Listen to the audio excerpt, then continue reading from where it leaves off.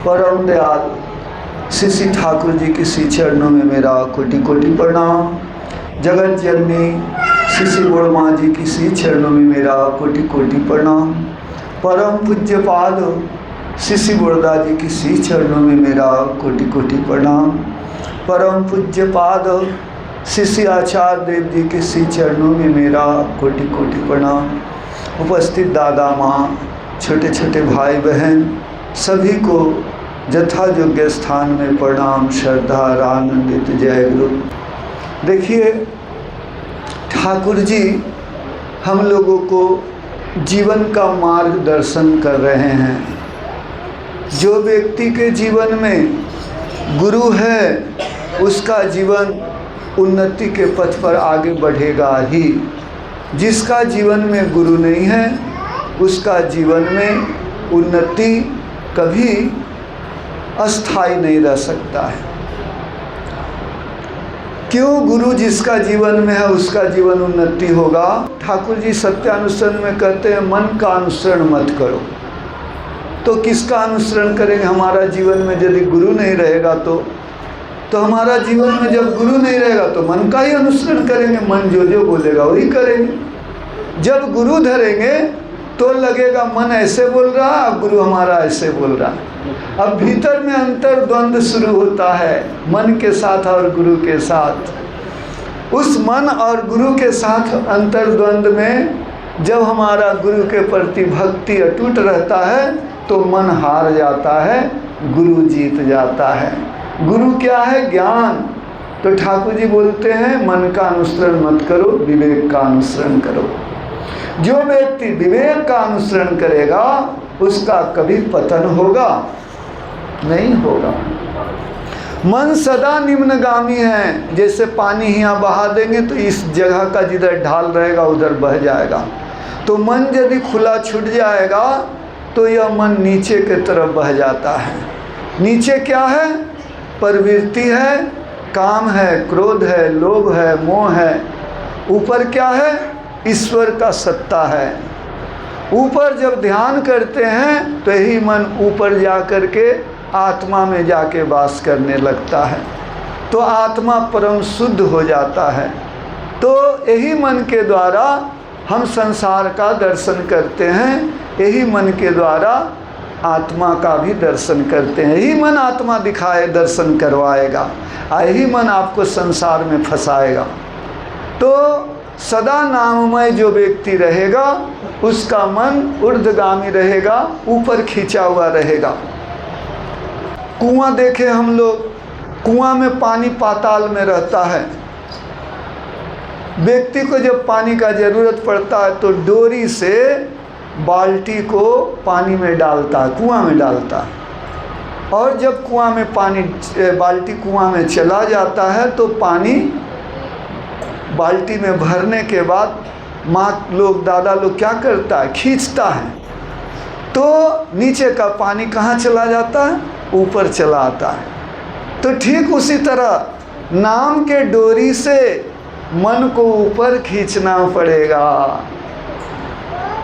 और जब ऊपर आएगा तो भगवान का दर्शन मिलेगा। और नीचे ढीला छोड़ देंगे तो मन प्रवृत्तिगामी हो जाएगा, तो खाली दुख मिलेगा। इसलिए ठाकुर जी बोलते हैं कि सब समय नाम करो। उषाय निशाय मंत्र साधन चोला फेरा जप जेथाय समय इष्ट निर्देश मूर्त कोराय तब। तो सब समय नाम में रहना होगा।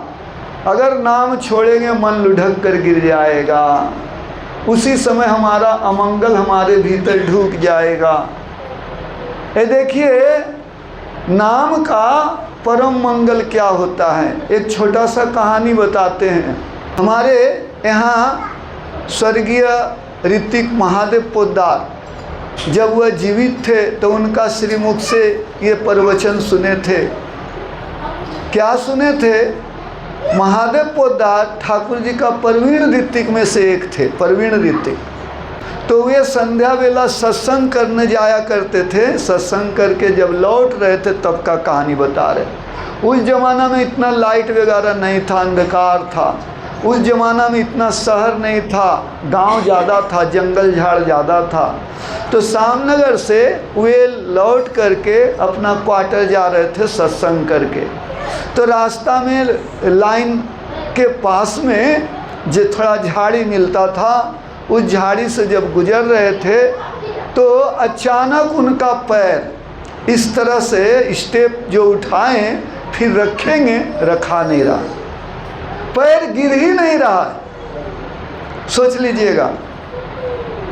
उसके बाद वो चिंता में पड़ गई, हमारा पैर क्यों नहीं गिर रहा है भाई, अभी तो ठीक ही चल रहे थे, हमको पैरालाइज तो नहीं मार दिया पैर में। तो उस ज़माना में लोग पॉकेट में टॉर्च रखा करते थे, तो टॉर्च निकाल कर पैर पर रोशनी दे रहा है, सांप जो है उसके मोटा सांप उसके पैर के नीचे से जा रहा। अब पैर उठा है, जैसे सांप चला गया पैर गिर गया। अब तो वह सारा रात चिंता में सोने नहीं सके।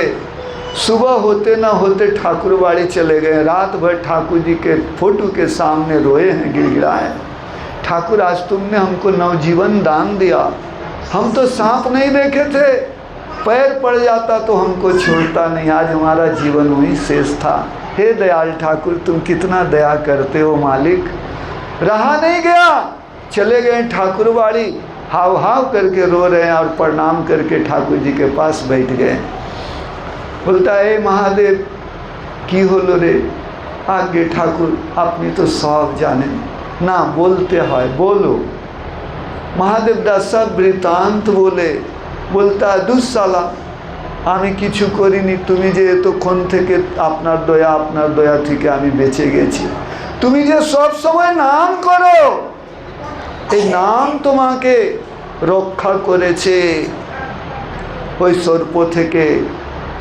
তা কীরকম ঠাকুর, আমি তো চোখে দেখিনি, আমি তো চোখে দেখিনি, চোখে দেখতাম আমি একটু দূরে সরে যেতাম তাহলে ভাবতাম।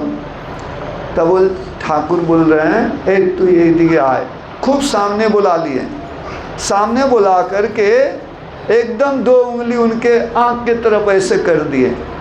करने के बाद आँख उसका पलक झप गया।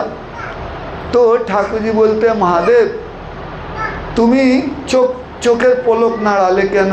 তা আগে ঠাকুর আপনি দুটো আঙ্গুল আমার চোখের দিকে দিলেন, তো তুমি কি জানতে আমি তোমার চোখের দিকে আঙ্গুল দেব না? ঠাকুর নিজে নিজে চোখটা নড়ে গেল, পলকটা।